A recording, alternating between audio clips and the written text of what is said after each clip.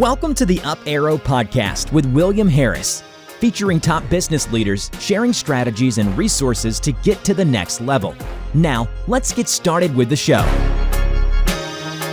Hey everybody, it's William Harris here. I'm the founder and CEO of Element and the host of this podcast where I feature experts in the DTC industry sharing strategies on how to scale your business and achieve your goals. My guest today is Cindy Marshall. Cindy is a high energy and results-oriented leader focused on building DTC brands. She runs a successful fractional CMO business called Shine Strategy and has worked with over 50 well-known brands such as Selke, Bowden, Vera Bradley, the Strand Bookstore, Jane.com, Fardy, and Johnny O. She has an extensive background working in omni-channel retail and leading marketing for brands like Performance Bicycle, Ross Simmons, LL Bean, and she serves on the board of Women in Retail Leadership as an influencer in the retail space. And you'd think with as popular as those brands are, I would have pronounced them all correctly, but I butchered a few of them. Moving on from that anyways, having fun. Cindy, welcome. Well, thank you, William. I'm really thrilled to be here, and I'm delighted to be on this podcast and also to have created such a great friendship with you over this past year. Yes, and I believe that we ended up connecting through a client that we were working on mutually together. And I remember one of the things I was the most excited about was your spreadsheet, which we're going to get into that in a little bit. But I'm very excited. Please make sure you guys stick around and listen to Cindy. She's one of the absolute smartest people that I've ever met. And I do not say that very lightly about people. Before we get too deep into that stuff, I do want to make sure I call out our sponsor here. This episode is brought to you by Element. Element is an award-winning advertising agency optimizing e-commerce campaigns around profit. In fact, we've helped 13 of our customers get acquired, with the largest one selling for nearly $800 million. And we were ranked as the 12th fastest growing agency in the world by Adweek. Enough of the boring stuff. Moving on to the good stuff. Cindy, why are you passionate about what you do? What got you into this and saying, I want to help, build up retail and D2C brands? I started Shine when I was out of a job and actually got a 3-month project at National Geographic, and it turned into 3.5 years. And I realized at the time that I had such a gift of being able to go into a new brand and seeing what's working, what's not working, and how do I fix it. And that's what I was always doing throughout my whole career before that, before I started Shine 11 years ago. And my passion is growing brands. So I get so pumped up when I can find little nuggets of gold and figure out how to drive sales and grow these brands and build a 12-month buyer file. So that's really, what got me started in Shine. Yeah, I love that. That ability to be able to come in and see things that others can't see. It's a gift. And, sometimes you either have it or you don't. And I think that there's something to be said for the people that have that ability to see things almost just, naturally is very exciting thing to be able to do. Well, thank you. No, I love it. I see not only in the numbers, but on the consumer side, because I'm a big shopper. And so I'm, okay, why did you speak to your customer that way? And how come you're not putting yourself forward in a certain brand fashion? Yeah. And I think one of the ways that you are able to identify these trends is you have built out, like I've said before, and I've gushed over this, your proprietary roadmap tool that you have built out I'm trying to remember, was this in Excel or in Google Sheets? Because I'm a Google Sheets kind of person, but I'm thinking this was in Excel, wasn't it? It was in Excel, because I don't like Google Sheets as much because I can't do all the same tricks that I do in Google and Excel. But tell me a little bit more about what went into, is this something you always loved getting into Excel? Like, how did you get to the point where you built such an incredible Excel sheet? And what sets it apart? Well, what sets it apart is that my years of experience, I actually brought some of my experience of forecasting sales down to the daily level from previous brands that I had worked with and had seen inside, big companies like an LL Bean and a Performance Bicycle. But I had different tools that I would use. And I ended up with this National Geographic project. It was, assess the business for 3 months. And that's what you do when you bring in a chief marketing officer. You look at all the media, what's working, what's not working, what am I going to fix? And then you say, okay, let's keep moving forward on these channels. Let's optimize these channels. Let's drop these. And here's 10 others that you haven't added. And so what I found is that I was so good at it. And then I was also adding the people in the process. So I do reorganizations, I do process. So what comes out of that is, okay, you need to, if we're going to start opening stores, or we're going to launch a direct mail catalog from the UK into the US, or even just launch one in the US, what is it that you need in the process? And so what makes my tool unique is that I'm able to replicate it over and over for so many different brands, but it's custom to the brand. So I have about an 8-page document that goes into a discovery of just give me all the information you can down to the P&L and economics of the brand so that I can put it in the format I'm used to, so that I can come up with, here's your break-even CAC, here's your break-even ROAS. This is, what you should be looking at as a business. And, many people, for example, want to put, especially newer brands to the market, they want to put shipping income above the line as an income. And I'm like, it should be offset your shipping expense. So it should be below the line. So those are some of the changes I make. But I think what really sets the Shine roadmap apart from other roadmaps is that I am a connection queen, and I have always prided myself in getting to know the latest technology and staying true to my partners and people I've worked with, the vendors. So I can pick up the phone or email or reach out to somebody if I'm looking for, an affiliate partner. Who should I talk to? If I'm looking for a new influencer partner, a digital agency, who do I talk to? And what I'll do is say, okay, this is an area that you're missing. You're not doing live stream shopping. Well, I've got 2 or 3 contacts. So I run the P&Ls for those new initiatives, and I'm able to then take the brand's economics and forecast when they should be adding these new initiatives. So if somebody's not doing connected TV or OTT or direct response ads, maybe that's a year 2 or 3 because their foundation isn't built up yet and they haven't optimized their Google search, or they're not building their 12-month buyer file. So I think that's what makes it different and unique. Yeah. And I like that you talked about digging into the P&L. I feel like that's something that, at least in the D2C side of things, is maybe just really starting to be talked about a lot more. I know that at Element, we work extensively with P&Ls as well. Not every brand shares them, but the ones that do, it makes it a lot easier for us as the agency to actually hit the goal that is really there versus, an arbitrary goal of top line revenue or something along those lines, which can sometimes be good, but it can be the wrong goal. And so I really appreciated the way that you kind of dug into the P&L side of things. If you were, going to say, what are the 5 or a couple of metrics within your spreadsheet that you think are the ones that, like you said, they're different for each brand, but if you were going to nail down a couple of metrics that you think are typically the ones that are the most important for an e-commerce or retail brand, what are the ones that you gravitate towards? I would say, marketing efficiency ratio, so MER, because people are so focused on ROAS, they can't get out of their mind. Like, even if I look at last click, but I also look at path to purchase, I look at, the whole path. And then I want to know, for every dollar I'm spending, what's happening at the top line. I also want to know the conversion rates, of course. Am I driving new customers to the website? Or am I just reactivating existing ones? So I really want to get the mix by new to file. Is this channel driving more new to file, or is it reactivating existing? So those would be some of the KPIs beyond, just your regular traffic, average order value. Yeah. And I feel like those are the ones that really set it apart. I know when it comes to MER, one of the things that we talk about is you could have Google takes credit for a sale, Facebook takes credit for a sale, email takes credit for a sale, organic takes credit for a sale. It was just one sale.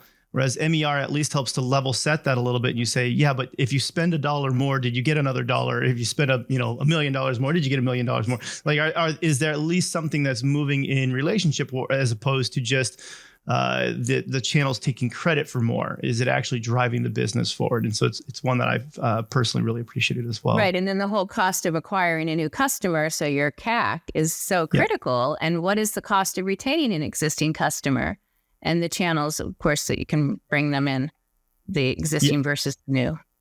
Yeah. And so, speaking of, let's say, retaining a customer, that's one thing that we've talked about. What are some of the biggest problems that you see going on right now in the e-commerce space or retail space?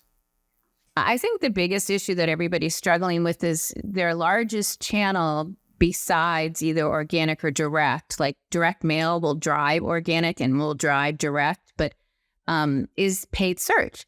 And so with Google changing the algorithm constantly, it's you have to have good partners that are digital agencies that can keep you up to speed. Because if you have if you don't and you just have a Google rep, it's all one-sided. It's what Google wants. Sure. And so I think PMAX has become so critical, and no one's been able to figure it out or nail it. Some people are, some people aren't, but it's not cookie cutter. It's not, no. Whatever you do for 10 brands isn't going to work for the next 10. And so I think optimizing feeds, being able to know how to compete against the Google organic free images.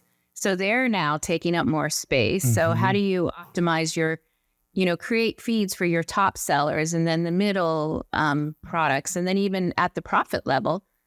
And then also, I find it really difficult when brands will not tie paid and organic together. So being able to optimize the two of those, because if you are getting ranked really high on certain keywords, then there's no reason to be paying for them. So it's And maybe keep it small. Go after 20 keywords and track them. And I know there's some agencies that are able to track. Yeah. Well, and I think that's what's interesting. So you brought up a couple of really good points. On the PMAX side, there are pros and cons to that, and Google certainly pushed it for a long time. And I know that we're one of the agencies that fought very much with Google on this, about a lot of the lack of customization that you could do with it, a lot of the lack of the reporting that you could get. There for a while, if you were pushing it, oftentimes your brand terms were showing up in there just as much, if not more, as your non-brand terms. And so you didn't have that ability to segment that out. And that's critical to a brand to be able to have some influence over how much is going towards, one particular set of keywords, brand versus non-brand. And so there's some beneficial things there. And like you said, with the feeds, I know one of the things, and you hinted at this with profitability, that we've been doing is making sure that we send in the profit by product, essentially. So that way we can even not just ourselves segment the campaigns correctly, but we can help Google learn and train its algorithm on which products are more profitable versus just top line revenue. And I think that's a critical piece that brands are finally able to start implementing and looking at on the Google side. I think that's critical, Will, but that's your secret sauce. Don't give it away. That's okay. You know what? My thought is it's kind of very much like a magician. I love magic shows, and there are times where it's like, you see a magician and they'll show you even how to do the magic trick. And if somebody wants to do the magic trick on their own, or in this case, if they want to do their own version of profitability, that's fine. Like they were never going to pay us anyways in the first place. They were going to try and do it themselves, and good for them. But I also believe that there are ways that where people say, okay, well, clearly you have figured it out. And if you're the team that figured it out in the first place, and not that we're the only ones necessarily, but if you figured it out, then we want you to continue being the one who figures out what's next as well. And so I don't mind giving that stuff away. Okay, that's cool. So what else makes me, like that, yes. Where are you going to spend your next dollar? So that's what the Shine roadmap does. Is it literally, for one brand I was working with and wrapping up a roadmap in January, I had 35 new initiatives. And granted, this was a wholesale brand that's pretty new to D2C, but I still, and they're doing really well, they're on fire, but I still found 35 new initiatives. Some of them were duplicative, but if I got rid of the duplicates, it was still down to 25. And so I think that understanding the LTV, don't be short-sighted. You got to know, is it a 12-month or 24-month payback? And if you're a an item, a lot of times it's a 24-month. So really understanding LTV. And so, where to spend that next dollar and looking at that, first to last click in the path. And that's where, you get to MER again. And then I think the whole marketing analytics, there's a lot that I was brought up with I spent a decade in catalog and retail brands before e-commerce came out and, added digital and e-com to the mix. And we always were looking at 12-month buyer file, like how to grow the 12-month buyer file. Sure. And, I've got a bucket and I'm putting new names into the bucket. And how big's my hole at the bottom? What's my retention rate? And when I bring that up with some brands, they don't even understand what a retention rate is. It's not just a rebuy rate. It's if I had 100,000 12-month buyers January 1st, how many of them bought again in the subsequent 12 months? Sure. And then, knowing that recency and frequency, lifetime frequency, and the most recent purchase, like breaking your file into 1-time, 2-time, 3-time, 4-time, and 5-time plus to know, like combining that and understanding your behavior by recency and frequency, and then being able to forecast that way. So I think that that's critical, that just learning about marketing analytics, DTC, and then that your email file is not your buyer file. No. There's a lot of brands like, well, I'm on Shopify and I've got an email file. I'm like, okay, but how many people bought in the last 12 months? Okay, I had 1 million that bought in the last 12 months, but 700,000 are email. Okay, so you got 300,000 names. How are you going to contact them? So create new audiences, push them to social, send them direct mail. That's like a true customer database and customer data platforms. Of course, that's taken off, but yep. Well, and because you make this sound so simple, but I want to pull back and unpack some of this, because I think there's a lot of people that are listening to this that are saying, wait, what did she say? Rewind that, please. There's some gems that you just dropped here. And so one of those is, you were talking about 12-month, 24-month LTVs. Not all, I want to make sure I clarify this. Not all LTVs are the same. And sometimes we're even looking at a 90-day LTV just to understand, like, what, if you're cash strapped or you're bootstrapped and you need to be really cognizant of that, looking at that. But, you got into even like the LTVs of the different RFM segmentations. And so walk me through some of like what you're looking at from a cohort perspective on these different RFMs.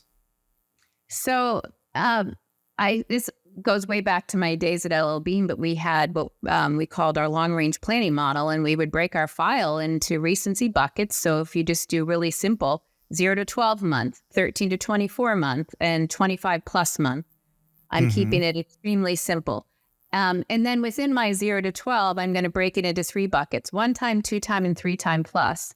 And then I'm going to look at what was their previous purchase history within those buckets. So what did I say? 3 times 3, right? So I'm going to now have, 9 segments. So that's easy. But, most brands will go even deeper. But I'm going to look at those segments to understand what was their behavior in the past 12 months to forecast the next 12 months. And then and then you're new to file. Then you can figure out, okay, if I had 100,000 12-month buyers and I want to get to 150,000, what's my retention rate for each group? And then how many are going to rebuy? That's your retention rate. And then what are they going to spend? Because that gets into your average order value times how many times they buy a year, which is your annual revenue per 12-month buyer. And so once you have those metrics, you can literally forecast and say, oh, we're going to be short. We don't have enough new buyers. We need to invest more. Yes. Or, we're doing really, really well. Let's put some more money at our 5-time plus buyers because they just keep buying and they love us so much. And then let's invest in the 1-times that aren't converting and stop marketing to the one and dones that haven't come back for 3 years. So there are different things you can do. It's, turn up the dials, decrease the dials. And I think where a lot of people get stuck on this, what I've seen personally from an advertising perspective, at least, is once you've found some of these segments, then they say, well, how do I go after that particular segment? And it used to be that you could be more intentional about some of the targeting. But the way a lot of the platforms work now is you still have to go after the same general targeting. And the way that you approach targeting those segments is through the creative itself. And you figure out which creatives are doing a better job of attracting that particular segment of customers as opposed to this one. Now, the targeting within the platform might still be a lookalike audience, right? And so it's still like it's targeting the same group of people, but those creatives are the ones that are going to be attracting the segment that you want. And so I see what we try to look at as well is, how is that ad doing from an effectiveness right now? And let's look at the leading metrics. Is it doing a better job of getting engagement and clicks, et cetera? Now, is it doing a better job getting the purchases? But we have to continue to go on. And this is where I feel like a lot of agencies or companies drop off, is they don't continue looking further down the funnel on those creative analyses to say, did this have the effect that we wanted on the primary buyer segment? Or did it just increase the ones that are the lowest within our buyer segment? And we've got a lower CAC, but it's a lower CAC on the wrong customers. Right. No, I think that's fabulous. And as I talked about customer data platforms, I've done a lot of work in that space. And some of the winners, Bloomreach, Algonomy, Segment. I mean, I don't want to throw out, tons of names, but you can easily build a data warehouse, customer data platform with the putting your data in the cloud, in the build these data lakes, and have your own BI tool, but you need the experts to help deploy it. And then you can track by creative, you can track by audience. And I think that's critical. And it also gets down to, what else is working? Like, people are reinvesting in direct mail. I get so much direct mail, it's crazy. And, like a loyalty thing just from, this just came from, get 30% off, because I'm a credit card holder at Banana Republic. But there's so much direct mail and catalogs, like direct mail thing. Flyers and postcards and there's great new tools where you can retarget visitors that come to your website that you don't know who they are, but send them a postcard that goes in the mail within 24 hours. And that's that reminder. I remember my very first days in marketing, and you have to advertise 7 to 8 times before people know who you are. Well, if they don't sign up for your email and they only see you once on Instagram, then they don't know who you are. Right. And so you're seeing a resurgence in direct mail. And I've heard this before, but you're seeing a resurgence in direct mail and catalogs. Oh, absolutely. And the last couple of years with this whole demand and supply, like we couldn't get paper, we couldn't get printers, and people that wanted to mail more catalogs couldn't because there just wasn't the paper. But even brands that start out as what we used to call the pure play.coms that started with the website are now learning how to do direct mail and then also launch into a catalog. And, why would you put a 56-page catalog in the mail versus a trifold? Well, you would treat different customers. If you're a really good customer, you can afford a bigger book. And if you're prospecting and you just want to get in front of somebody, sometimes the trifold's better. But it's a combination and a mix.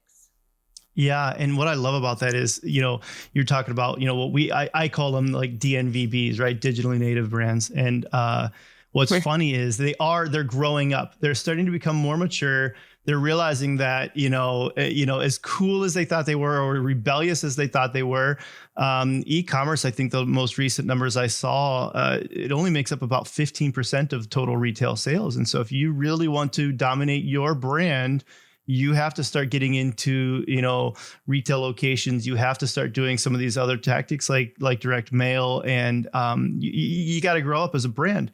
And the thing that I like about direct mail, to your point, that I've really appreciated is it's almost sometimes harder to ignore. You're going to get it. Sure, you could throw it away, but you've got to pick it up, hold it in your hand and see it and feel it and rip it or whatever that might be. Whereas, we're inundated now with so many emails that it's very easy to just have that go to your spam folder or some other junk mail folder, or, ads online. Sometimes it's like, it's a banner ad and it's like, it's in your periphery and you literally can just ignore it. It's almost like you don't even see it anymore. And so there's something to be said for doing the opposite of maybe what everybody else in your niche is doing, and getting back into direct mail, I think is a very smart thing to do. Well, and you got to think about the direct mail as a branding component. Tell your story, who you are, just like if you ran an ad on connected TV. Tell your story, but it's a less expensive way than CTV. But CTV is actually becoming more affordable now. Yeah. Well, and I think you're absolutely right. That's another thing that I see for a lot of, like, let's just say the DNVBs, the digitally native brands, or the pure play e-commerce.coms, like you were calling them, and in that they're starting to finally see the value of getting into connected TV as well. These are tactics that have been traditionally employed by bigger brands, and I think that some of the up and comers are realizing that they need to branch out beyond just their Google and Facebook, or their Google, Facebook, TikTok, and starting to say, well, how else can we more intelligently target our ideal customer?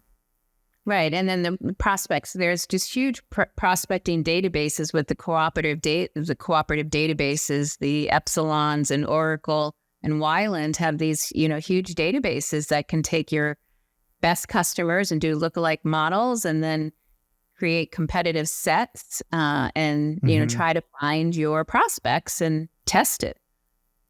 Yeah.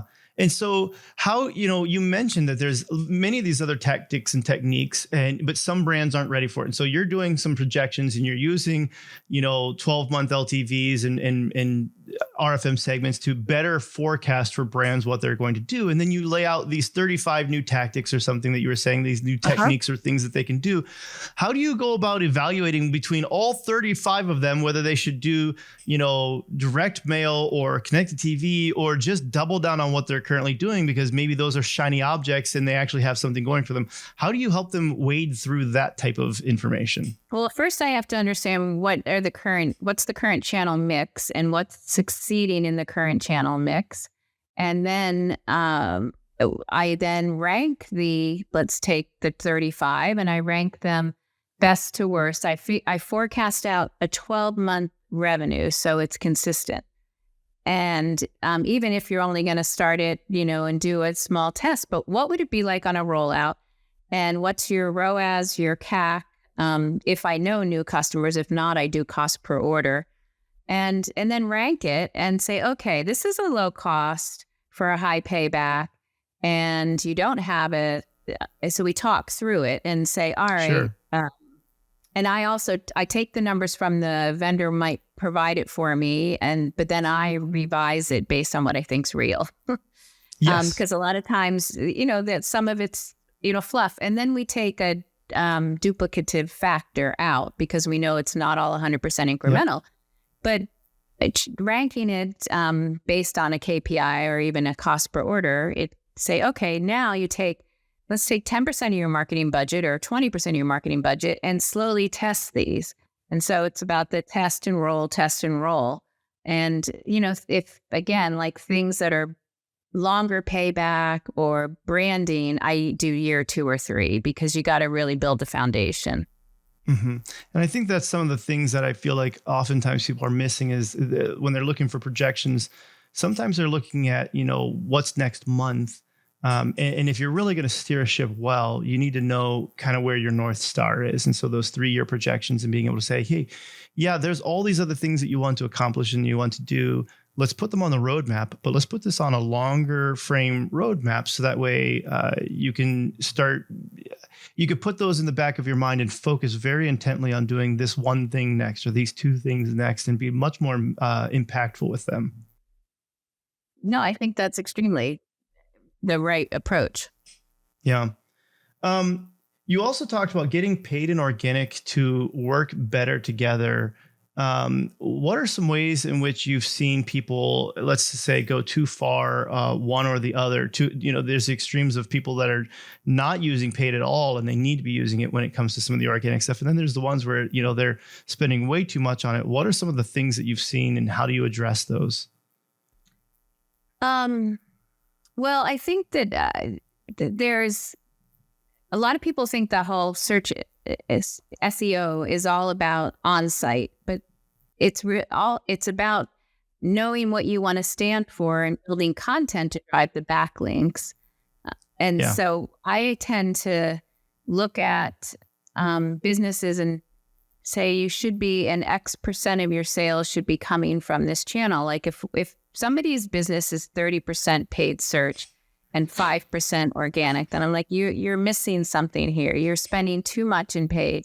You should be getting organic much higher. And then the reverse, if organic is really high, you don't know I would then look at the original source. So if they came in through organic, what's their payback period and their subsequent value? Were they all one-time buyers and just never bought again? Mm-hmm. Did I build an email list from them? Did I get email? Because that's critical.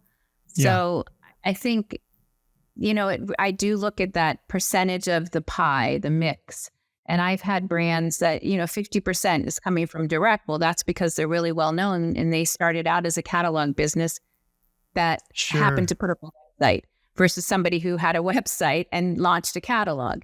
So they were like, well, everybody knew about us because they'd been mailing millions of catalogs forever. But as the competition gets so intense and tough,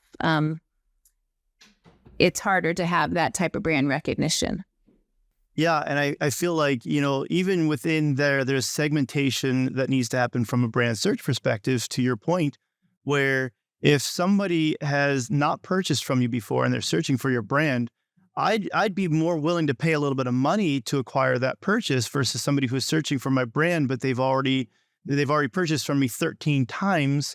I'll let them click on the organic listing. And so one of the things that I've seen that a lot of people don't do, and I wish that they would, and again, spilling some secrets here, is segment those brand campaigns. There are ways that you can actually segment out campaigns within Google to say, on these brand campaigns, that these are people who have purchased from us before. These are brand campaigns for people who haven't purchased before. Let's make sure that we're spending a little bit differently accordingly, because there's a difference in the customer and where they're at on that customer journey. And I want to acquire them as a customer. So I might spend a little bit more to get that brand search on that one versus somebody who's buying for the 13th time. Yeah. Again, it goes down to those audiences and how are you going to treat them differently? Yeah. Like you said, the email file is not the customer, is not the buyer file. And I love that. It's something that I want to, yes. Email file is not the buyer file. Yes. And then, when I get, sometimes I'm ordering on my phone and then other times I'm ordering on my desktop and I have two different emails I order from. And it annoys me when I'm getting the same email to both. Mm-hmm. And I do that also to just track what the brands are doing. But you do some cleansing of your email file. People get rid of their email addresses. People have a primary one. Some brands say, I want to mail to all of them. Well, if you're going to mail to all of them, then make it a little different. Right. Yes. And send it at a different time. Yes. And so if you are going to give, let's just say, some generalized advice to e-commerce brands right now who are, maybe they're at the position where they're ready to work with you, or maybe they're not quite at a position where they're ready to work with you. What advice would you give to these e-commerce brands, knowing what's out there in the market as far as like, hey, these are the things that you really need to focus on this year in 2023 with the way that the world is going, like start doing these things now? I would say segmenting your file into the 1 time up to 5 time. I would go as high as 5 time, and understanding what each of these buckets are spending on or their potential to spend in a 12-month period, and what your retention rate is, because you may be attracting too many one and dones. And then if you're doing that, the hole in the bottom of the bucket is getting bigger, and your whole goal and how to make more money is to get more buyers to spend more often and increase that average order value. But a lot of times average order value will just stay flat. But if you can get them from 2-time buyer to 3-time and it's $100 average order value, I've just increased that 33%, right? Huge. So just keep focusing on getting more dollars and treating your best customers differently. Like, don't treat everybody the same. So get more dollars out of your good customers, treat them separately. And then your middle of the file, what are you going to do for them that's different? And then the bottom of the file, stop hitting these people that just don't care about you, and find new ones and be able to better model your prospect universes. Yeah. And that's why, working with the co-ops is really great. Sure. Epsilon, Oracle, Wyland. Well, and I because they can also social audiences that aren't necessarily just direct mail, so they can help you that way as well. Yes, exactly. And then segmenting on paid search, right? So we're working with Element on how to segment on paid search and by margin. I love that. Yeah. Well, and I love that you said treating the different customer segments differently too. And one of the things that I like to tell my team about is help your customers fall in love with you, romance them a little bit. And I think that there's something that's happened as a result of a lot of the direct response advertising over the last few years that has caused us to think that it's a good practice to immediately show ads to somebody that just bought from you. And so somebody buys from you, and then we immediately say on day one after they bought, it's like, great, show them ads to buy again. And it's like, sure, there's something to be said for that. Why don't you start a little bit of a relationship with your customer? Show them ads about, they're actually excited about the purchase they just made with you. And so why don't you show ads that help them to just fall in love with your brand? Showing ads about like what you're doing as a brand to improve their world. Show them ads about how the decision they just made. And we have buyer's remorse from time to time. Show them another ad that reinforces the decision that they just made. And so I've seen where I really appreciate where this could be, an ad that's a video about why product X is, so significantly better than a lot of other things, but just reinforce the decisions that they've just made and help them to fall in love with the brand. And then when you hit them with that next ad to purchase, there's significantly more versus just kind of saying, great, you just bought, let's buy again. Hey, why don't you buy again? Hey, how about you buy again? Right. And it's like, okay, wait a minute. Start a relationship, romance them a little bit. Exactly. Start a relationship. It's all about the relationship. Yeah. And one of the ways to do that. For date. Do you want to get that second date? Treat them well the first time. And then you want to get the third date, treat them well on the second date. Yep. And change it up. Right. And so that's where it's like, look, if you're doing the same thing over and over and over and over again, that's also really monotonous and boring. And that's not exciting. So you send them the direct mail. You just surprise them and delight them with something completely unexpected. You're doing things now that maybe other brands that they're buying from aren't doing. And that sets you apart in their mind. And they say, you get me. And I like that you get me. And so I want to reward you with my next purchase as well. Well, I'm just holding up. Tommy Bahama does this. They send me $50 now twice a year. And I've used it once, but I know that they know the cost of acquiring a customer. And I know some of the people that do this, modeling, but this is the first time they sent to me and to Craig, both of us in the household, because they knew he was a prospect. So they were, not householding to one person. They sent to both. And I think that's great. Why not? Yeah. But know your cost to acquire and surprise and delight. I love that. Yeah. I want to get into some of the personal side of who is Cindy Marshall, if that's all right. Because I liked getting into the basic mind of what makes you who you are. And so, is there something that if I was in the office with you, I would learn about you that I otherwise wouldn't know about you unless I was in the office with you? Yes. So I'm an extremely confident person. And because of that, I have really heavy footprints or footsteps. Sure. And so I used to get teased my first couple jobs out of college. We could always hear Cindy coming down the hall because we know her walk. And I never stopped doing that. And I remember I had a boss once say, you need to slow down. And I'm like, really? Well, that's just who I am. I'm confident, but I love it. I have learned to slow down a little, but it's just my walk. Yep. Well, that's so good because that is just an extension of what's going on inside of your brain and how you're feeling. And that's good. It reminds me of when I had my first employee review. Believe it, I don't know if you and I have even talked about this. I was a nurse before I got into marketing. And so I was in the open heart unit. And it was me and the ladies. I think there was 95 employees. I was the only guy and I was 20 years old. I graduated early. So, you can imagine I'm a 20-year-old guy. I like long hair. Like I didn't fit in necessarily.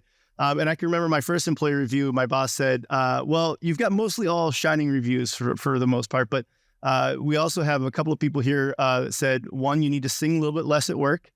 You need to, there's things like that. She was like, but I like it. You're good. But I can even remember the one time too, where in between patients, I was, an athlete and played basketball. And so it was always natural. It was like, hey, if the coach says like, get to the baseline, you ran to the baseline, you didn't walk to the baseline. And so I can remember running from one patient to the next. And so I was like, great, done charting for this patient. I'm running over to the next patient. I'm taking off. Next thing I know, there's like 3 or 4 nurses chasing me with like a crash cart. And they're like, what's going on? Like, who's dying? And I was like, oh no, I just like to run. I want to be efficient. And so to your point, it's like, I'm an extremely joyful and energetic person as well. And I love those stories about like, you're walking strong. Yep. Walk confidently. And I'm glad that you do continue walking confidently. I think that's great.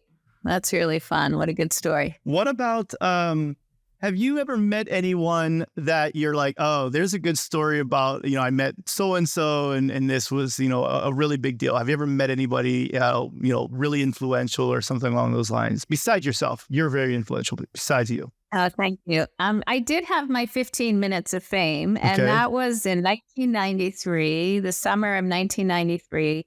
Bill Clinton was just elected and was in office. His inauguration was in January of 93. And a girlfriend I was living with at the time, her brother was the head of the motorcade and the police force at the Vineyard. So she said, you want to go to the Vineyard today? Let's take our bikes and we're going to meet Clinton. And I was like, yeah, right.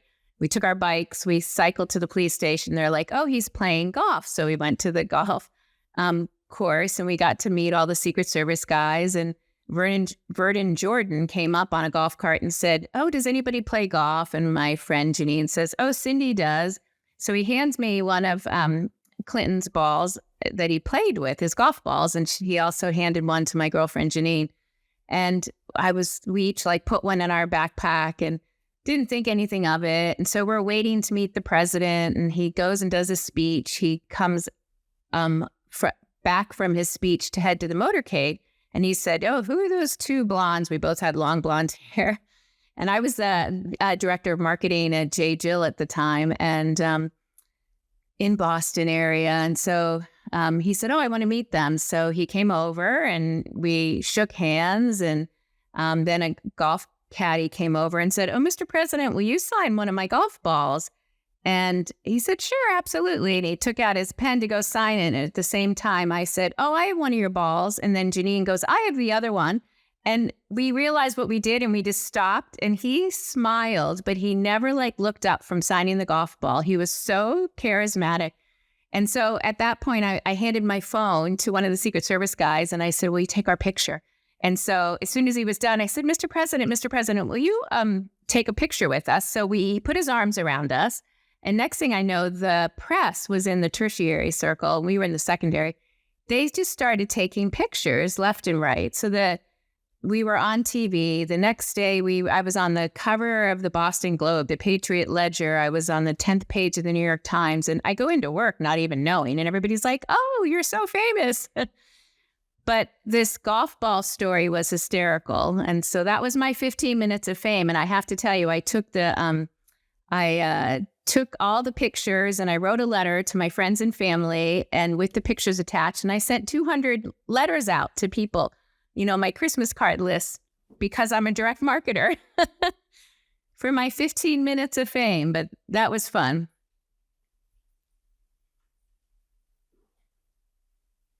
I can't hear you. Oh, that's interesting. Somehow my mic got muted. I apologize about that. I love that. And I think it's hilarious because I think you hinted at this. There's so many jokes that could be said about this that we probably can't say necessarily over the air, but it is just funny the way that sometimes words come out of our mouths and the way that we say them. But I love that you had those 15 minutes of fame and you knew to use it and, send it out to your direct mail list. That's just very smart. Yeah. No, that was the most famous person I've met. I mean, that's I have not actually, I don't think I've ever met any of the presidents. So you've got me beat by quite a long shot there. What about fears? What are things that keep you up at night? Well, I'm a 11-year breast cancer survivor, so I learned that fear is just a word, and I used to be fearful, but I am not fearful anymore. So I learned that it's just a word, rip it up, step on it, stomp it out. So I don't typically have fears, but because I'm so passionate about growing people's businesses, I wake up in the middle of the night either doing a spreadsheet, forecasting, thinking about their brand, how they need to position, thinking about their customers. And I literally can be processing in the middle of the night, and then I'll have ideas the next day. So, it's building building brands. And then sometimes I start wondering, when should I stop working and being I don't consider myself a consultant. I consider myself an extension of the team and leading the team or however it is, but I'm working with the brands. And, I've thought, well, I've seen inside over 50 brands. Maybe it's time I focus on one brand or a family of brands. So, I've thought about that as well. And should I go back into corporate? Well, maybe, but only for the right thing. And Sure, it has to be people I love, product I love, and, massive opportunities. So, yeah. Well, I didn't realize that you were a breast cancer survivor. Congratulations. That's a really cool thing. My grandma is as well. You. And, oh,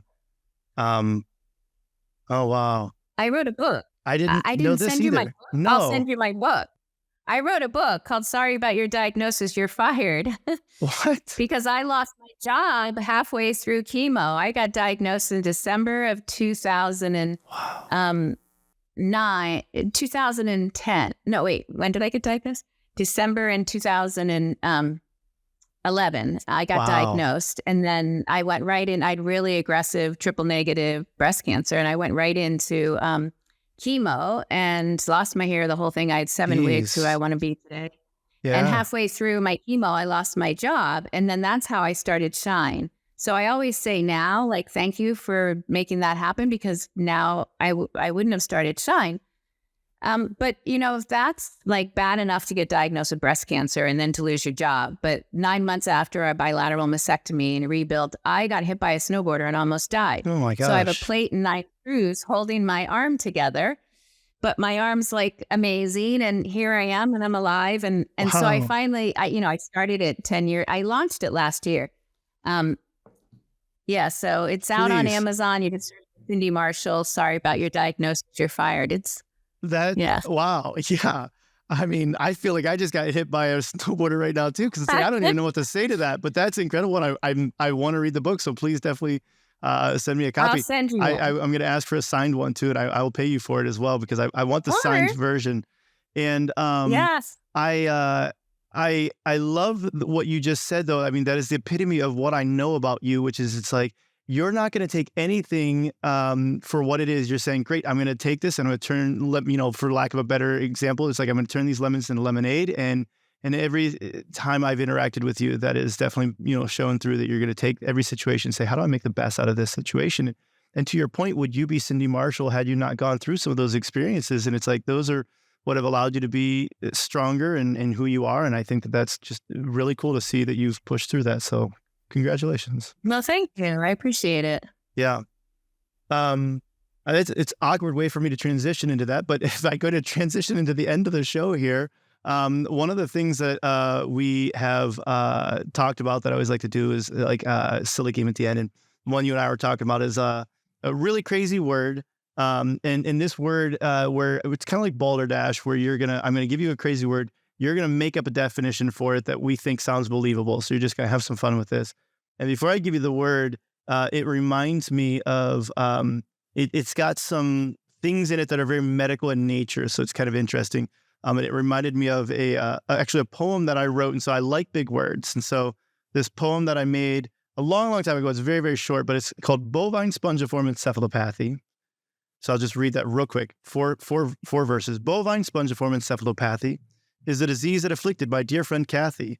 In humans, it's called Creutzfeldt-Jakob's disease, and it's not something you get from carrots or peas. So that's it. I never finished it. But it's just the idea of like taking massively complex words, turning them into poems. We're not doing a poem today. Not asking you to do that, but medical tie-in here. Dactylioglyph. Dactylioglyph is the word that you have, and it is DACTYLIOGLYPH. I have no intent of you knowing what it is. I didn't know what it was until I saw it here, but it's just a really big, fun word that is in the English language. What is the definition of dactylioglyph? Dactylioglyph is when your sales hit a peak and you're at the top of your graph and you can see the future and you know that you need to turn up the volume. So that's when you're at your core peak of your business. Dactylioglyph. Naturally, that makes a lot of sense. And so it's like right along inside your MER, you've got to check your dactylioglyph as well. So if you're not tracking your dactylioglyph, do you even have any business being in the e-commerce space? None whatsoever. None. Cindy, this has been really fun talking to you and learning even more about you than I even knew going into this. If people wanted to reach out to you, follow you, buy your book, what's the best way for them to reach out and stay in touch? I'm on LinkedIn. I absolutely love LinkedIn. So you can find me on LinkedIn. You can find me at Cindy at shine-strategy.com. And yeah, or on Amazon. Just search Cindy Marshall. I do pop up pretty quickly. That's awesome. And I'm not related to Penny Marshall. Okay. There we go. Well, we have to go through. Everybody always asks me, and I'm not related. Yeah. No, that's good. You got to know who you are and aren't related to. And not related to Penny Marshall. Go search for Cindy Marshall but on I am Amazon. Related to Kurt Vonnegut Jr., so he's Really? my cousin. We will unpack that on the next episode with Cindy. All right. No, okay. Well, I really appreciate you coming out here today and sharing so much deep knowledge with us. And everyone, I appreciate you joining in. I hope you all have a great rest of your day. Thank you, Will. So much fun. See ya. Take care. Thanks for listening to the Up Arrow podcast with William Harris. We'll see you again next time, and be sure to click subscribe to get future episodes.